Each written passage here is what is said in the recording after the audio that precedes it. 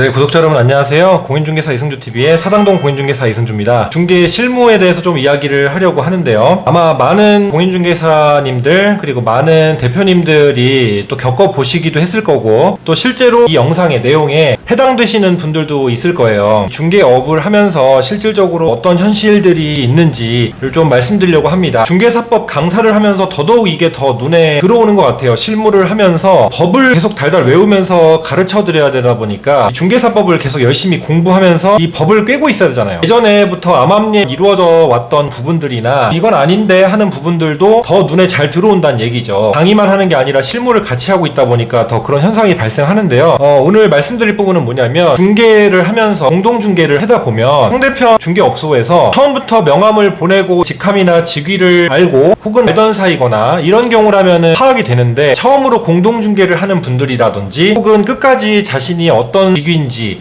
대표인지 혹은 자격증이 있는 소속공인중개사인지 혹은 자격증이 없는 보조원인지 이런 거에 대해서 고지를 안 하는 분들이 있어요. 저는 이제 대놓고 물어보긴 하는데요. 저는 이제 항상 명함을 주고받는 걸 습관화했기 때문에 명함을 받고 진행을 하는데, 이 영상을 찍게 된 계기가 실무에서 공동중개를 하다 보면 계약서를 쓸 때 계약서는 무조건 대표님이 써야 되고요. 공인중개사 대표, 중개업소의 대표가 써야 되고, 교부나 보존의 의무도 모두 다 중개업을 등록을 한 이 대표님한테 의무가 있습니다. 확인 설명이든 계약서든 공제증서든 교부나 설명을 안 하는 것에 대한 과태료도 분명히 존재하고, 또 소속공인중개사가 중개행위에 관여했다면 그 중개사도 같이 서명 및 날인을 해야 되는데요. 결론적으로 중개보조원은 자격증이 없는 분들이고 도장을 만들 필요도 없고 그 어디에도 이름이 들어가지 않는 분들입니다. 냉혹하게 이야기를 하는 것처럼 보이겠지만 법이 그렇고, 자격증을 취득을 한 분들만 중개행위에 관여하고 개입할 수 있어요. 소속공인중개사인 분들은 고용신고를 하기 전에 실무교육을 받고 정당하게 고용신고가 돼 있는 상태에서 중개를 해야 되는데, 사실상 어떤 누구의 가족 혹은 누구를 바지사장으로 중개사 대표로 놓고서 실제 가족인 것처럼 하고 자격증이 없는 분들이 실제 중개행위를 하면서 이제 계약서는 다른 분들의 명의로 쓰게끔 만드는 그런 행위들이 있어요. 무등록 중개업 행위이기도 하고요. 자격증이나 등록증을 양도양수한 행위이기 때문에 이제 징역형이나 벌금형에 해당할 수 있고,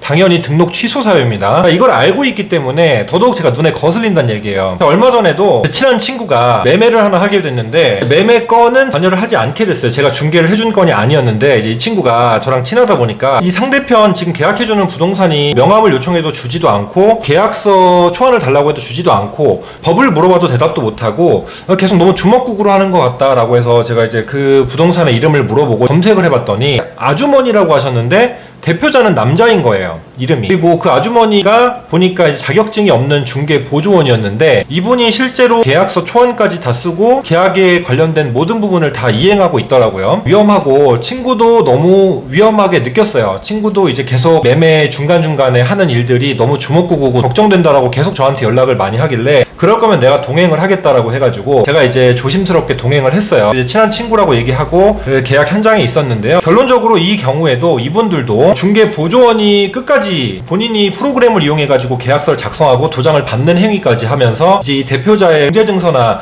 확인설명서까지 직접 다 작성하고 설명하는 행위를 하더라고요. 실무에서는 법적으로는 당연히 신고를 해야 마땅하지만, 또 실무상으로 이걸 일일이 신고하고 무슨 억하심정이 있지도 않은데 이분들을 일일이 사실 신고하기에는 제가 동네든 아니든 신고자가 누군지를 아는 것을 떠나서 굉장히 좀 조심스럽습니다. 이걸 뭐 제가 암행어사도 아니고 처벌할 수 있는 이런 처분권자도 아니기 때문에, 실제로 결론적으로는 제가 갔을 때 이제 분위기가 화기애애해지고 코멘트 아닌 코멘트도 주제넘게 했음에도 불구하고 저한테 좋은 교육 해줘서 고맙다면서 너무 고마워하시는 이분들을 보면서 또 좀 나쁜 마음까지 먹고 있었는데 그런 마음까지 좀 들지는 않더라고요. 그래서 이런 걸 보면서 실제로 이제 친하게 지내시는 분들도 사실 자격증이 없는 분들이 자격증 있는 분들의 사무소를 걸어놓고, 자격증 있는 분들은 계약 현장에 실제도 있지도 않고 도장만 띡 놓고 가서 자격증이 없는 보조원들이 이렇게 계약을 체결하고 이런 경우들이 많습니다. 이 중개 보조원이 사실은 이렇게 계약을 체결하고 계약서 작성을 하는 현실에 대해서 조금 노파심과 우려가 많이 들어서 오늘 좀 그 부분에 대해서 실무에서 경험을 많이 했다 보니까 한번 영상을 남겨봅니다. 어떻게 하겠다는 영상은 아닌데요. 아마 중개사분들도 많이 이런 상황을 겪으실 거고요. 저는 사실은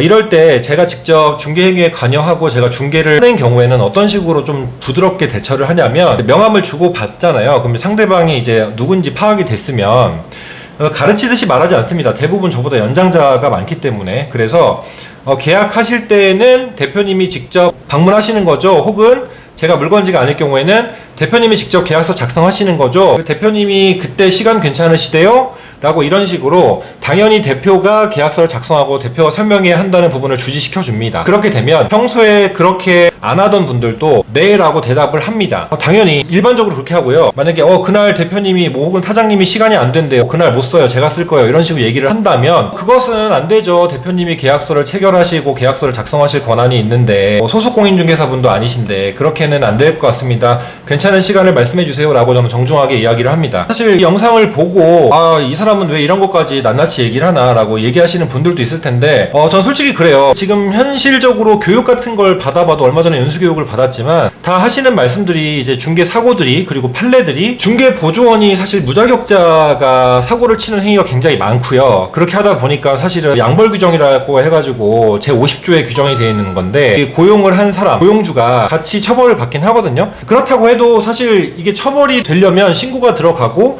그 행위가 명백하게 입증이 되고 또 사고가 터져야 되는데 사고가 터지지 않고 그냥 일반적인 사람들은 그냥 계약을 할 때 도장 찍고 설명 들은 거 끝내고 그냥 가면 그만이기 때문에 보통 정말 진흙탕 싸움을 가고 앙금을 품고 이걸 녹음해서 신고하고 이럴 마음이 들지 않는 한 이렇게까지 하는 한 이걸 신고하고 처벌하기는 굉장히 쉽지가 않아요. 자, 그러다 보니까 좀 이제 공인중개사 분들도 소속 공인중개사 분을 채용하거나 혹은 중개 보조원 분들을 채용할 때 이런 부분을 좀 경각심을 갖고 해야 되지 않나 생각이 들고요. 실질적으로 이제 작년부터 24년부터 중개 보조원에 대해서 고지 의무가 생겼죠. 현장 안내를 할 때 최초에 만나자마자 중개 보조원입니다라고 해야 되고 확인 설명서에도 중개 보조원임을 고지를 누가 안내했는지 중개 보조원이 안내했으면 그가 안내했다는 부분을 체크하게 되어 있기도 하고요. 또 공인중개사 1인당 최대 5명까지의 중개 보조원을 고용하게 되어 있잖아요. 그래서 1인당 6명을 넘을 경우에는 6명부터는 후가 고용이라고 해가지고 이것도 처벌 규정이 있습니다. 등록 취소 사유이기도 해요. 그래서 이런 부분을 공인중개사들이 좀 경각심을 갖고 또 중개 보조원분들이 영상을 보시게 된다면 자격증 없어서 서럽다라는 생각을 하실 것은 아니고요. 자격증이 있는 것과 엄연히 구분이 돼야 되고 또 개설 등록을 한 사람들은 그만큼 책임감이 무거운 사람들입니다. 그만큼 어깨에 무언가를 짊어지고 이걸 이끌어 나가는 사람들이기 때문에 결론적으로 제가 뭐라고 하는 게 아니라 법에 규정되어 있고 이로 인한 사고는 결국에는 누가 감당할 거냐 이겁니다. 사실 이 영상을 보시는 분들이 공인중개사분도 많을 거고 일반 손님들도 많으실 건데요. 좀 말씀을 드리면 우리 공인중개사들은 다시 한번 경각심을 갖고 중개 보조원이 계약서를 작성하고 중개 보조원이 체결하는 행위에 대해서는 가급적 유순하게 좀 막아주시면 좋겠다는 생각이 들고요. 손님들께서는 사업자 등록증을 재작년부터 괜히 게시 의무를 해놓은 게 아닙니다. 사업자 등록증 할 때 대표가 누군지 그리고 중개사무소 등록증과 자격증을 왜 걸라고 하는지 그게 왜 게시 의무가 있는지 그 게시를 안 하면 왜 과태료를 100만원 이하로 때리는지 그리고 왜 무등록 중개업자가 중개행위를 할 때 처벌 규정이 그렇게 강한지를 다시 한번 일깨울 필요가 있습니다. 혼익인간 마인드로 영상을 널리 퍼뜨려야겠다는 생각을 하는 것은 아니고요. 제가 실질적으로 중개를 하면서 많이 겪었어요. 자격증 없는 분들이 새로운 누구 중개사 바지 사장을 세워가지고 이렇게 하는 경우들도 많이 보고 그러는데 간혹 본인이 좀